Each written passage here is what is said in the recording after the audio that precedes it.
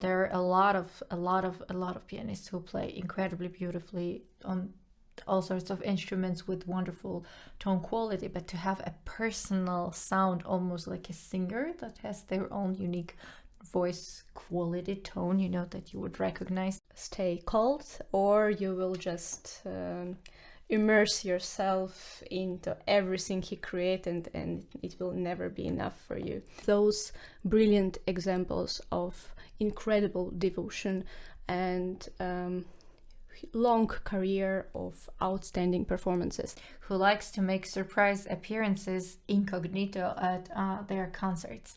Whether she'll be joining us in Musikverein.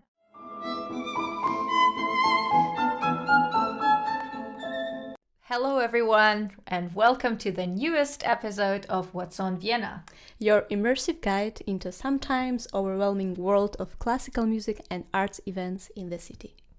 Today we'll be talking about second half of April, concerts, events, and so on. I'll go first, and I'll start in Musikverein Vienna, our beloved beautiful hall. Now, on the 25th of April, something I would say really unusual is going to be programmed, and this is going to be Mozart's Lodron Concerto.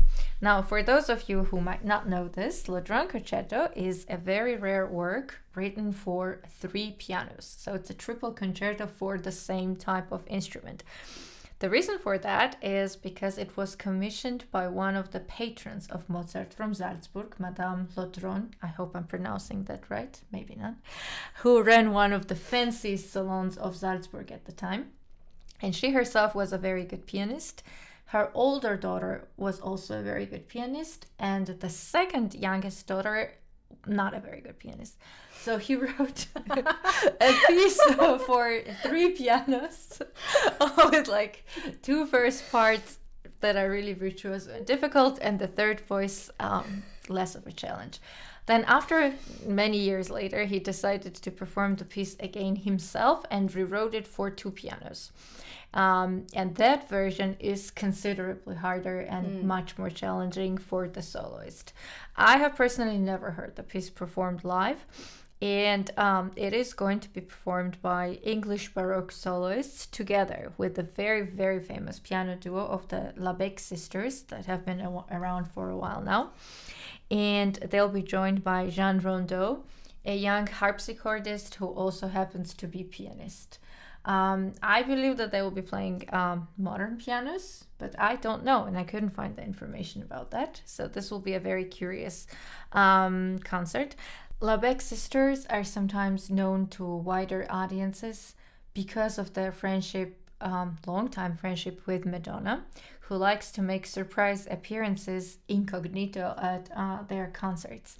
Whether she'll be joining us in Musikverein on the 25th, I do not think so, but who knows, hey. That's quite a promotion. I know, right? Like, how does she appear incognito? I'm just very curious. Like, what are the options for her to... In all fairness, the audience of Musikverein might not even really recognize. I mean, not everyone. Some of the people I know would definitely not recognize her. So I don't know. I don't know how she does that. It's very curious. Okay. Yeah, it would be difficult in Musikverein. I guess it's really easier in the concert halls that have separate boxes and a little bit more intimacy. You can definitely make a surprise appearance at like an opera theater. Of course. So if the concert is like in a theater, then you can pop in and out without anyone seeing you. Musikverein, big hall would be very complicated. That's true. Unless you're hoping people won't recognize you. Okay, so for the next concert, I don't think we can expect Madonna, but I think it's going to be a wonderful concert. Belcea Quartet is coming to Vienna on the 28th of April with the concert at the Vienna Concert House. This quartet was founded by Romanian violinist Corina Belcea more than 30 years ago. And if you watched or listened our previous episodes where we briefly discuss the topic of chamber music, art of chamber music playing, and particularly art of quartet playing, when we were talking about this type of devotion you need for the quartet. And so this quartet is one of those brilliant examples of incredible devotion and long career of outstanding performances. And the program itself is going to be as incredible as the group. It's Opus 131 by Beethoven. Beethoven himself really liked this piece, and I find it curious always to read the letters. I mean, it's always very interesting to read the letters of composers, but I find that like Beethoven and Mozart letters are particularly funny, especially Beethoven letters with the publishers. Well, So- they're just nasty. That's why they're funny. Like a lot of times they say horrible things.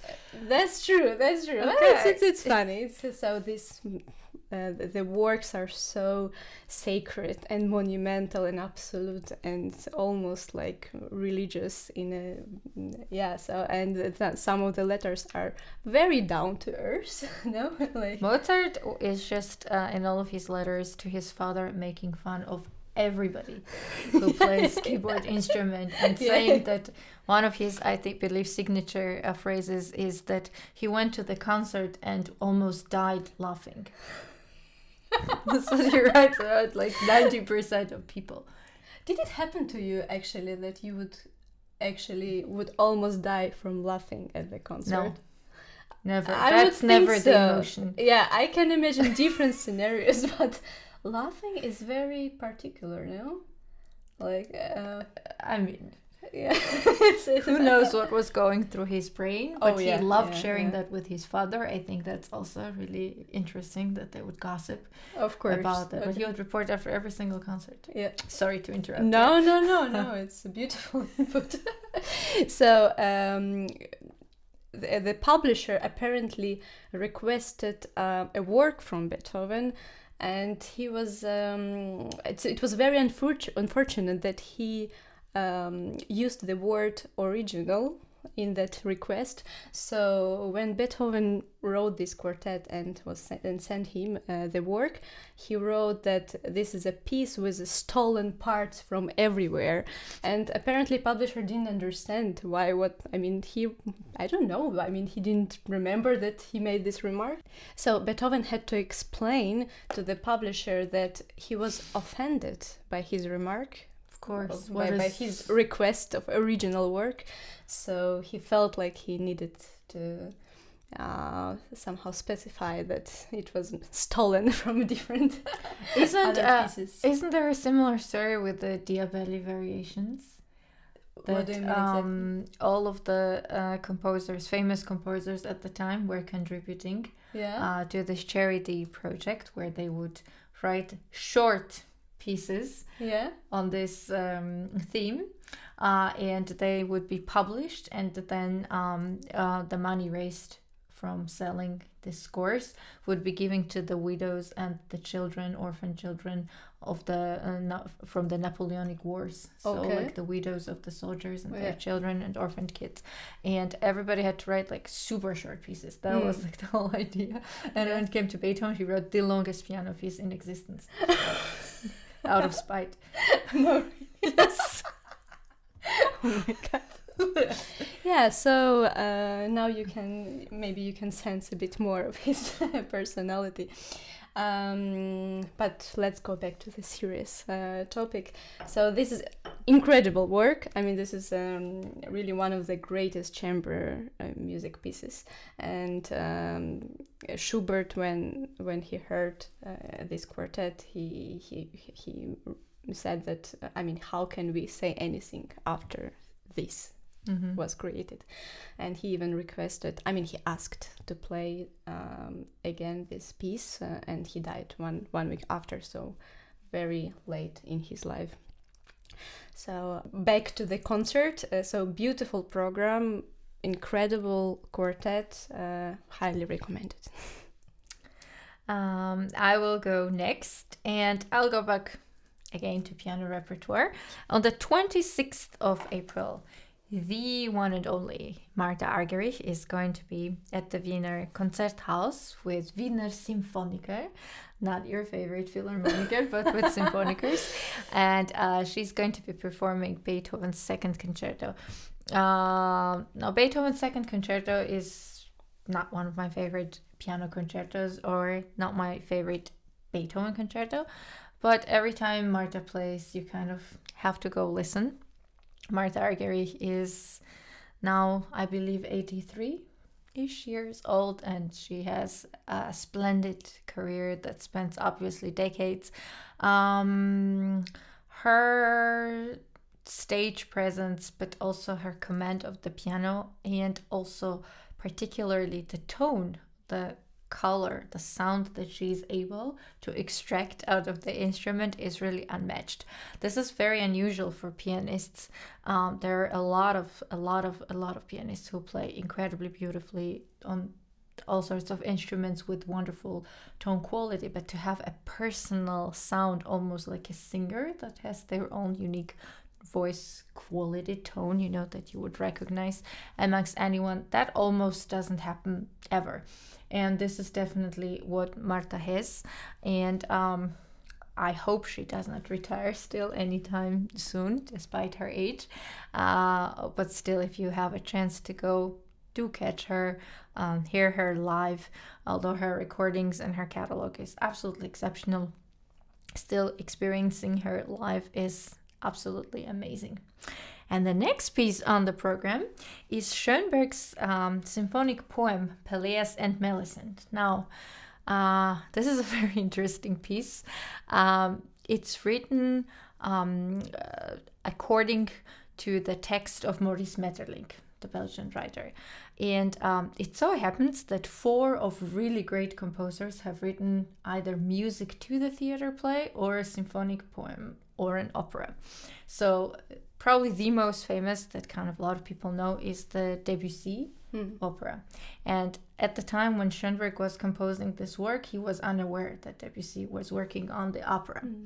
But one of the original scores for the theater production was written by Gabriel Fauré for the London premiere of the work.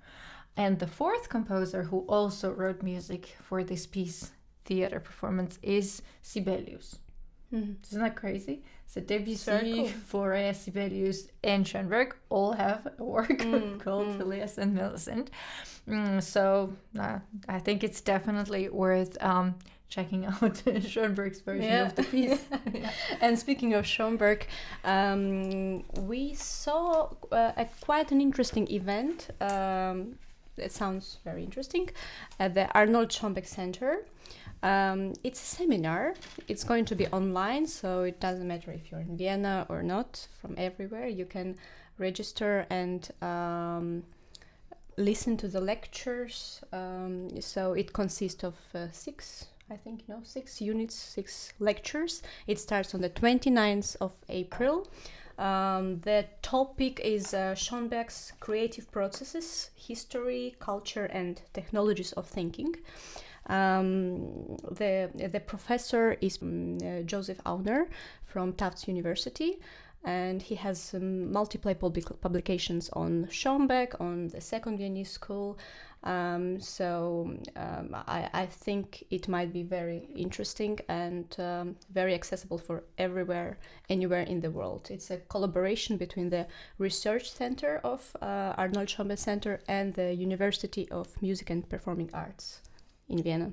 It seems like Schoenberg, really unfairly, has a reputation a little bit of being one of the most disliked, at times almost hated composers. Even amongst the people who are not very close to classical music, they still know the name Schoenberg and not to like him.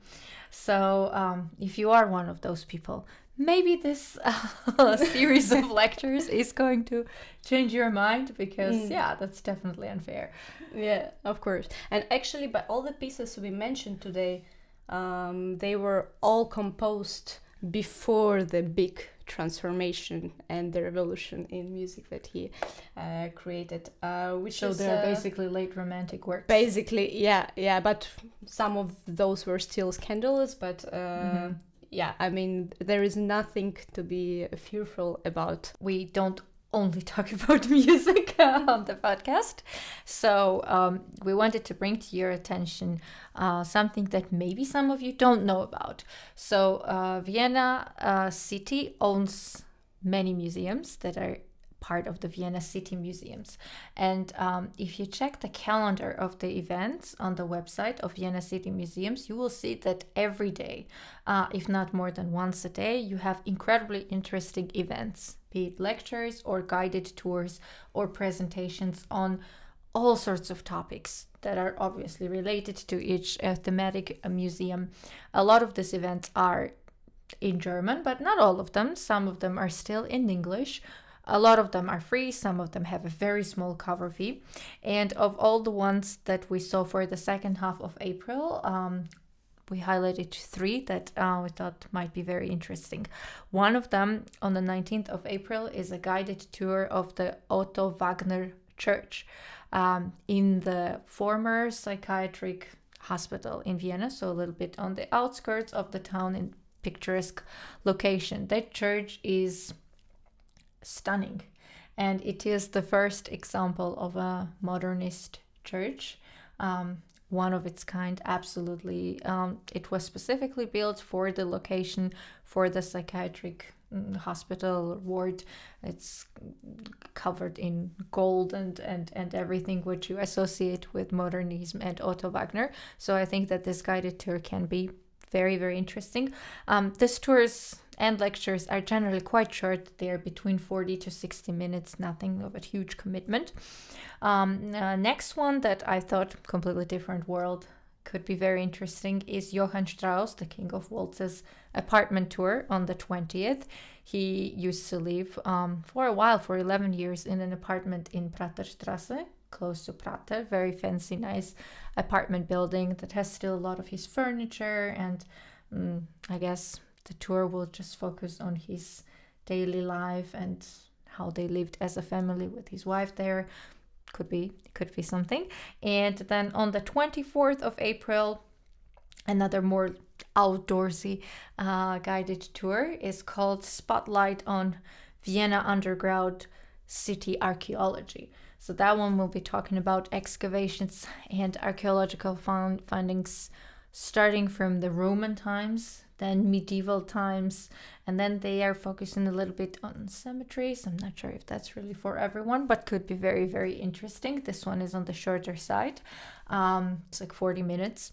So in case you're into archaeology or modernism, architecture, or Johann Strauss, there's something for everyone. But there is like really tens and tens and tens of other lectures, guided tours, events, and I strongly recommend that you take a look, and you'll definitely find something for yourself. Like there's literally something for everyone there. Yeah, that's true. And of course we can't finish without mentioning Staatsoper. This month you can listen to 2 works by Wagner, Lohengrin and Parsifal, and it's a very special occasion. It's always one of the best performances of the theater, orchestra, singers, production combined. Just don't forget that those are 4 or 5 hours, but if you never experience works by Wagner live, you should definitely go at least once, and then you either stay cold or you will just immerse yourself into everything he created, and it will never be enough for you. So don't miss those 2 performances. Thank you for watching and listening, and as always, like, subscribe, write comments. We absolutely love hearing from you, so your feedback means a lot to us, and we'll see you in the next episode.